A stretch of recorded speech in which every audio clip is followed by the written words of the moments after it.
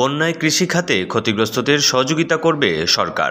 বস্ত্র ও পাট মন্ত্রী জাহাঙ্গীর কবির নানক এমপি বলছেন, সিলেটে বন্যায় কৃষি খাতে যে ক্ষয়ক্ষতি হয়েছে সেগুলোর ক্ষতিপূরণ সহায়তা করবে সরকার।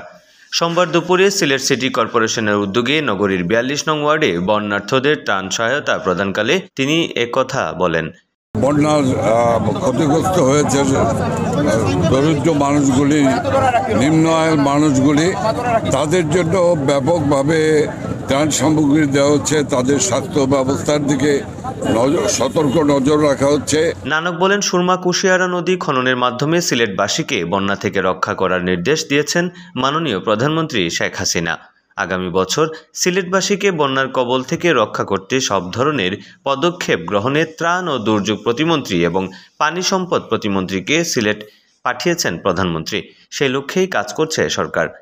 সরেজমিনে দেখার জন্য মাননীয় প্রধানমন্ত্রী শেখ হাসিনা তার মন্ত্রিসভার সদস্য মাননীয় পানি সম্পদ প্রতিমন্ত্রীকে পাঠিয়েছেন। তিনি দেখে গিয়েছেন। তিনি দেখে যাওয়ার পরে আমি তার সঙ্গে কথা বলেছি। কার্যক্রম শুরু হয়েছে। তিনি আরও বলেন, আমরা শুধু ত্রাণ বিতরণ করতে চাই না, বন্যায় ক্ষতিগ্রস্তদের ক্ষতিপূরণ দেবে সরকার। দেশের যে কোনো দুর্যোগ দুঃসময়ে আওয়ামী লীগ মানুষের পাশে দাঁড়ায়। শেখ হাসিনা তার লক্ষ্য অনুযায়ী কাজ করে যাচ্ছেন। স্মার্ট বাংলাদেশ নির্মাণে তিনি বিভিন্ন কর্মসূচি হাতে নিয়েছেন। তারই হাত ধরে দেশ এগিয়ে যাচ্ছে, জনগণের প্রত্যাশা পূরণ হচ্ছে।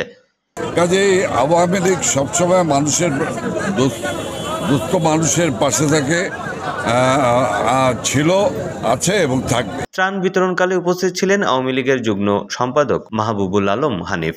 তিনি বলেন, আওয়ামী লীগ সরকার জনগণের সরকার। যে কোনো প্রাকৃতিক দুর্যোগে এই সরকার মানুষের পাশে দাঁড়ায়।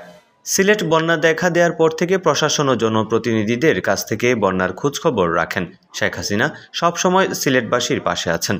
এদিকে সিলেট সিটি কর্পোরেশনের মেয়র মোহাম্মদ আনোয়ারুজ্জামান চৌধুরীর সভাপতিত্বে সিলেট ৩ আসনের সংসদ সদস্য হাবিবুর রহমান হাবিবের পরিচালনায় অন্যান্যদের মধ্যে বক্তব্য রাখেন বাংলাদেশ আওয়ামী লীগের প্রেসিডিয়াম সদস্য ও সাবেক সংসদ সদস্য সৈয়দা জৈবুন্নাসা হক, আওয়ামী লীগের ত্রাণ ও সমাজ কল্যাণ বিষয়ক সম্পাদক আমিনুল ইসলাম, কার্যনির্বাহী সদস্য আজিজুস সামাদ ডন, সিলেট জেলা আওয়ামী লীগের সাধারণ সম্পাদক ও জেলা পরিষদ চেয়ারম্যান অ্যাডভোকেট নাসির উদ্দিন খান, দক্ষিণ সুরমা উপজেলা পরিষদ চেয়ারম্যান বদরুল ইসলাম, সিলেট মহানগর আওয়ামী লীগের সভাপতি বীর মুক্তিযোদ্ধা মাসুকুদ্দিন আহমদ, সিলেট মহানগর আওয়ামী লীগের সাধারণ সম্পাদক জাকির হোসেন, ৯ নং ওয়ার্ড কাউন্সিলর ও প্যানেল মেয়র মোহাম্মদ মখলিসুর রহমান কামরান সহ আরও অনেকেই।